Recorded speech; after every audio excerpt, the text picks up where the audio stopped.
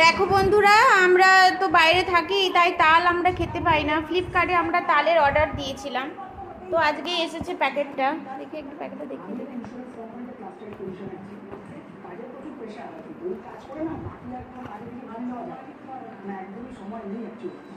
কিন্তু খুব প্যাকেটটা হালকা, এর মধ্যে আদেও তাল আছে বুঝতে পারা যাচ্ছে না। তোমরা একটু দেখো তাহলে।